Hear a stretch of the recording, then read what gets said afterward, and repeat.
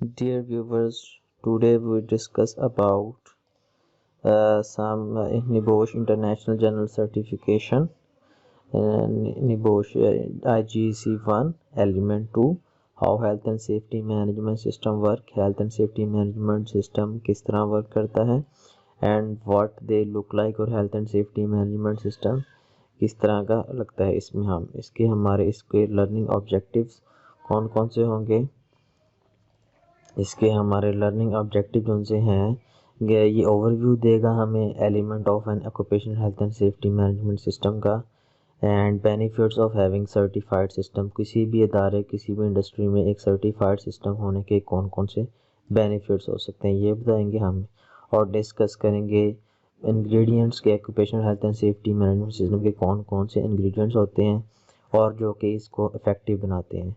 इसमें हम पॉलिसी को डिस्कस करेंगे, रिस्पॉन्सिबिलिटीज़ को डिस्कस करेंगे और रिस्पॉन्सिबिलिटीज़ को अप्लाई करने के लिए कौन कौन से अरेंजमेंट्स हमारे पास होने चाहिए उनको हम डिस्कस करेंगे। इसमें फर्दर हमारा ये जो है occupational health and safety management system है, ठीक है, ये एलिमेंट 2 है, हमने डिस्कस करना है आज। एलिमेंट 3 4 एलिमेंट है IG1 के, वो हमने डिस्कस करने हैं इस पर। अच्छा, अब सबसे पहले occupational health and safety management system क्या होता है। Occupational health and safety management PDCA cycle के थ्रू ये अप्लाई होता है। प्लान डू चेक एक्ट 4 इसके पार्ट हैं। इसमें फर्स्ट पार्ट जो सा है प्लान है, what you are going to do, अब हमने क्या करने वाले हैं, हमने क्या पर्पस है, हमने पहले तो ये देखना है कि कोई टास्क है हमारे पास तो उसको हमने किस तरह अप्लाई करना है, उसका प्लानिंग करनी है उसकी, फिर उसको अप्लाई करना है। अप्लाई करने के बाद ये नहीं कि इसको छोड़ देना है, फिर उसके बाद चेक लगाना है कि जो हमने रिक्वायरमेंट को स्टैंडर्ड जो से हमारे हैं वो मीट हो रहे हैं कि नहीं, ठीक है। That what you are doing is working, जो आपने किया था वो काम हो रहा है, उस तरह स्टैंडर्ड्स अप्लाई हो रहे हैं कि नहीं। और हमने क्या करना है, फर्दर कंटिन्यूअल इम्प्रूवमेंट करनी है कि हमारे पास जो एलिमेंट्स हैं वही इम्प्रूव्ड हो रहे हैं कि नहीं, जो हम एलिमेंट्स को स्टैंडर्ड्स को अप्लाई किया था वो हमारे पास कंटिन्यूली अप्रूव हो रहे हैं कि नहीं, हमने ये भी अप्लाई करना है, ठीक है। उसके बाद हम चलते हैं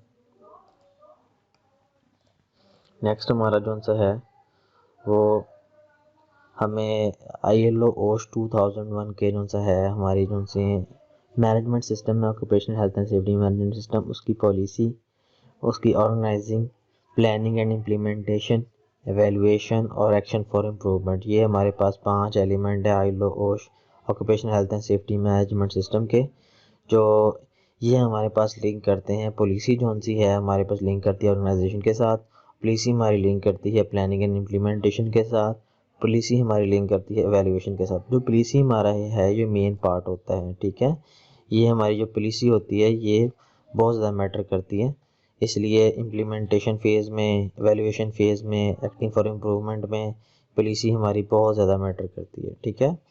उसके बाद हम अब नेक्स्ट स्लाइड पे हम आते हैं। नेक्स्ट स्लाइड हमारी जो सी है पॉलिसी क्या होती है, ये ILO ऑक्यूपेशनल सेफ्टी हेल्थ 2001 में ये अप्रूव हुआ था, ठीक है। तो पॉलिसी क्या है, क्लियर स्टेटमेंट होती है, कमिटमेंट होती है हेल्थ एंड सेफ्टी की, क्या कोई ऑर्गेनाइजेशन कमिटमेंट करती है कि हम health and safety management system को इस तरह अप्लाई करेंगे, ठीक है। एक पॉलिसी बनाई जाती है जिसके तहत ऑर्गेनाइजेशन में पॉलिसी के हेल्थ एंड सेफ्टी मैनेजमेंट के प्रोसीजर्स को हम क्या करते हैं, इम्प्लीमेंट करते हैं, ठीक है।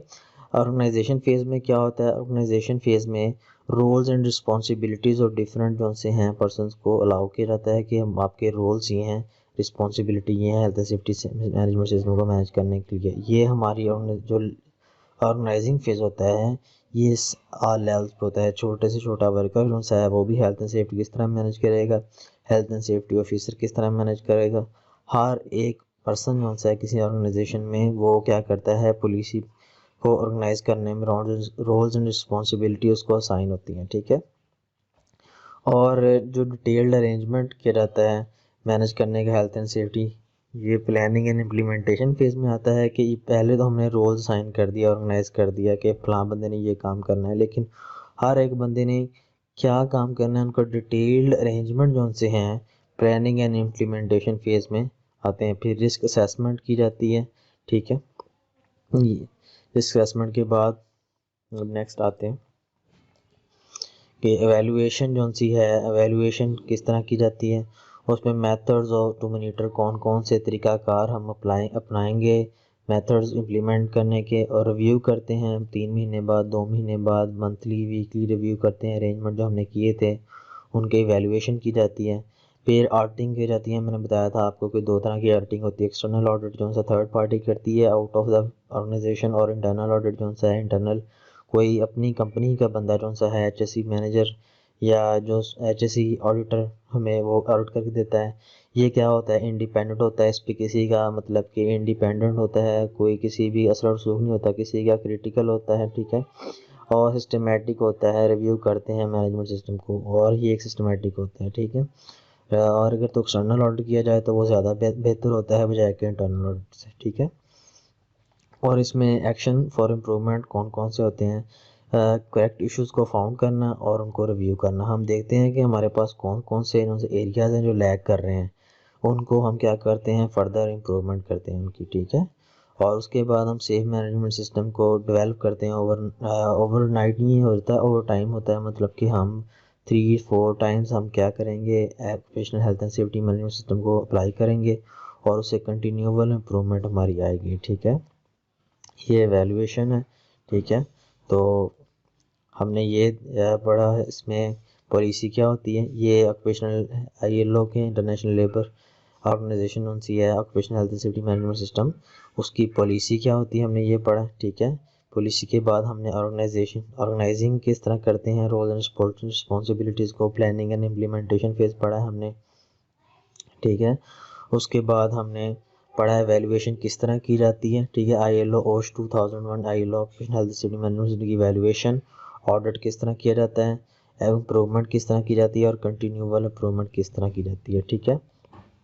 इसको हम एक डायग्राम के थ्रू भी बता सकते हैं। डायग्राम में हम ये हमारे प्लानिंग फेज़ है, इम्प्रूवमेंट फेज़ है, ठीक है, स्कोप है, ये हमारे पास एक डेमोन्स्ट्रेट कर देते हैं ग्राफिकली कि occupational health and safety management system का एक स्टैंडर्ड है जो लेटेस्ट स्टैंडर्ड है ISO का 45001, ये अप्लाई किया जाता है। ये ISO 45001 इसलिए अप्लाई किया जाता है, ये जो ISO के दूसरे स्टैंडर्ड हैं, ISO 14001 इन्वायरमेंटल मैनेजमेंट सिस्टम और जो सा है ISO 9001 क्वालिटी मैनेजमेंट सिस्टम, इन दोनों को ये फर्दर सपोर्ट करता है, उनकी एक्सटेंशन है कह सकते हैं आपके। इसलिए ये जो स्टैंडर्ड है ये लेटेस्ट है ISO 45001। इसका भी मैं आपको कोर्स कराऊंगा, इसकी भी मैंने एक ट्यूटोरियल आपको 1 घंटे का 1.5 घंटे का बनेगा तकरीबन, वो भी इंशाल्लाह आप मेरी नेक्स्ट वीडियो में ISO के 45001 का स्टैंडर्ड आप इसके बारे में भी पढ़ेंगे, ठीक है। उसके बाद एक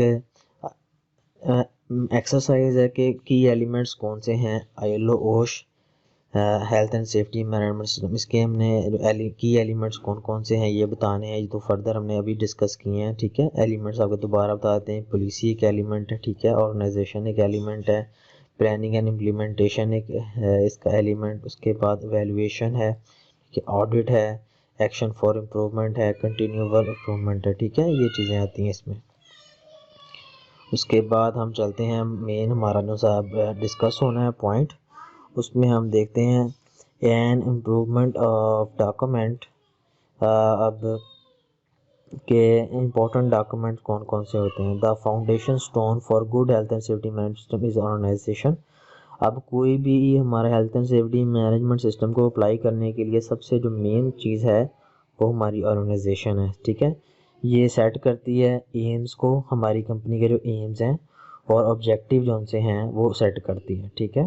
पॉलिसी जो सी होती है health and safety management policy क्या करती है, हमारी कंपनी के एम्स और ऑब्जेक्टिव को सेट करती है, आइडेंटिफाई करती है, ये बताती है कि हु इज़ रिस्पॉन्सिबल, कि कौन रिस्पॉन्सिबल होगा, और इन एम्स और ऑब्जेक्टिव को क्या करने के लिए, अचीव करने के लिए स्टेट करता है how aims are to be achieved, और एक इस तरह एम अचीव्ड होते हैं, ठीक है। Specific to each organisation requirement, के जो ऑर्गेनाइजेशन में रिक्वायरमेंट है उसके दौरान हमने किस तरीके से हमने एम्स एंड ऑब्जेक्टिव को इम्प्लीमेंट करना है, ठीक है। और अच्छा आपने एक बात ये देखनी है कि पॉलिसी एक डिफरेंट टर्म है, एक डिफरेंट चीज़ है, और health and safety management system जो सा है डिफरेंट है, ठीक है। Health and safety management system जो सा है वो उस पॉलिसी जो बनाते हैं हम उसको किस तरीके से अप्लाई करना है वो इसमें आता है, वो कवर होता है। और पॉलिसी जो सी है वो क्या होते हैं, एम्स एंड ऑब्जेक्टिव होते हैं कि हम किस तरीके से अपनी ऑर्गेनाइजेशन के एम्स एंड ऑब्जेक्टिव सेट करते हैं। पॉलिसी में सिंपल आप कह रहे हैं, जब आप बैंक में जाते हैं तो बैंक के अंदर आपको वो बताते हैं कि आपने ये हमारा कर्जा, फर्ज किया आपने कर्जा लेने गए हैं तो वो अपनी पॉलिसी बताते हैं कि ये हमारी ये पॉलिसी है, इसके थ्रू आपको कर्जा मिलेगा। तो वो एम्स एंड ऑब्जेक्टिव्स होते हैं उस बैंक के, ठीक है। सेम इसी तरह के तरीके से ऑर्गेनाइजेशन की पॉलिसी जो सी है health and safety management system को अप्लाई करने के लिए उसके एम्स एंड ऑब्जेक्टिव्स होते हैं, ठीक है। फिर फर्दर हम जो नेक्स्ट पढ़ते हैं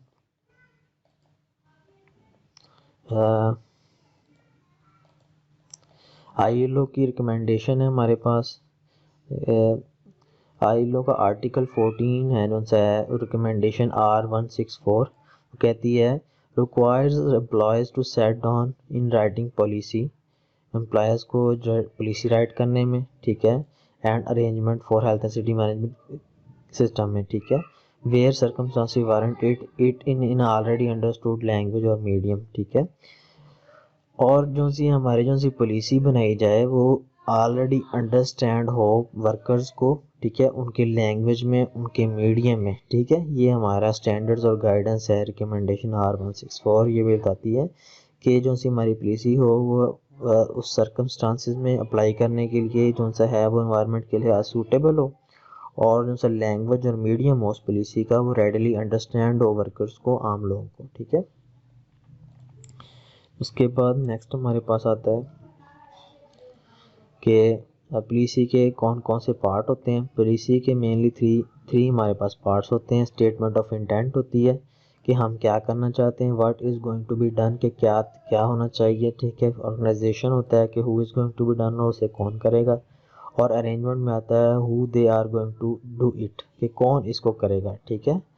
हाउ कैसे किया जाएगा इम्प्लीमेंट, कि हम what is going to be done क्या हम करने वाले हैं, और हु इज़ गोइंग कौन इसे करेगा, ठीक है, और हाउ ये कैसे करेंगे। तीन इस सवालों के जवाब देती है यह पॉलिसी कि कौन इसको करेगा, और कैसे करेंगे, कौन करेगा, और कैसे किया जाएगा, ठीक है। ये तीन हमारे पास पार्ट आते हैं। उसके बाद हम नेक्स्ट चलते हैं। नेक्स्ट हमारे पास है स्टेटमेंट ऑफ इंटेंट के बारे में। स्टेटमेंट ऑफ इंटेंट क्या होती है, जो गोल हमारे पास सेट किया जाता है एम्स एंड ऑब्जेक्टिव का, उसे हम क्या कहते हैं, उसे हम कहते हैं ऑब्जेक्टिव। और कंप्लाइंग विद लॉ, और जो स्टेटमेंट है वो लॉ के मुताबिक होनी चाहिए। और उसके अलावा हमें ये भी ख्याल करना है कि हमारी स्टेटमेंट जो सी है वो स्टैंडर्ड्स को मीट करनी चाहिए, और वर्कर को ऑल लेवल वर्कर को रिस्पॉन्सिबिलिटीज अनाउंस करेंगे। Sign and dated the most senior person, जो सबसे सीनियर पर्सन होगा उसको साइन करेंगे, और रेगुलर उसको रिव्यू करेंगे, ठीक है। ये स्टेटमेंट ऑफ इंटेंट के बारे में था कि हमारे ओवरऑल एम्स एंड ऑब्जेक्टिव इसमें सेट किए जाते हैं, कि हमारे जो एम्स एंड ऑब्जेक्टिव सेट किए हैं वो लॉ को सेटिस्फाई करते हैं, स्टैंडर्ड्स को मीट कर रहे हैं, और उसके अलावा ऑल वर्कर्स की रिस्पॉन्सिबिलिटीज़ को मीट कर रहे हैं, और साइंड हुए हैं सीनियर पर्सन के, और रेगुलर इसको रिव्यू कर रहे हैं कि नहीं। मतलब जो स्टेटमेंट ऑफ इंटेंट होती है ये एक रिजिड डॉक्यूमेंट नहीं होता, ये लाइव डॉक्यूमेंट होता है, जिसमें हमें बता दिया जाता है कि हमें इसको 3 महीने बाद रिव्यू करना है, 2 महीने बाद, जनरली जो सा है पॉलिसी 1 साल के बाद हम क्या कर लेते हैं, हम इसे क्या करते हैं, मॉडिफाई करते हैं। मौके की मुनासबत से न्यू चेंजिंग आती हैं जो एनवायरनमेंट में, उसके लिहाज से हम इसको चेंज करते हैं, ठीक है। और हमने ये चीज़ नोट करनी है कि हमारे जो ऑब्जेक्टिव होने चाहिए वो क्या होने चाहिए, स्मार्ट होने चाहिए। स्मार्ट में जो क्या होते हैं, स्मार्ट में एस में आता है स्पेसिफिक होने चाहिए, क्लियर होने चाहिए, मेजरेबल होने चाहिए टू आवर टारगेट, और क्वान्टिफाइबल होना चाहिए कि 2 साल में, 1 साल में, 3 महीने में, 4 महीने में, 1 महीने में, कितने दिनों में ये टारगेट्स हमारे अचीव हो जाएंगे। और इट कैन बी डन, ये किए जा सकते हैं, reasonable with in time scale और रिसोर्सेज किए जा सकते हैं, और डेडलाइन को और टाइम स्केल को ये फॉलो करेंगे कि नहीं, ठीक है। तो हम ये मसलन ये रिव्यू कर देते हैं कि हमने टाइम बाउंड कर देते हैं, जो 48 हम रिस्क असेसमेंट किए हैं, मतलब 30 से रिस्क असेसमेंट किए फॉर एग्जांपल हमने, वो क्या 12 महीनों के पीरियड के बाद हम आए से रिव्यू करेंगे, ठीक है। हम क्या करते हैं उसको टाइम बाउंड कर देते हैं कि इतनी देर बाद क्या कर सकते हैं, ठीक है। स्पेसिफिक, मेजरेबल, अचीवेबल और रीजनेबल और टाइम बाउंड होने चाहिए, ठीक है।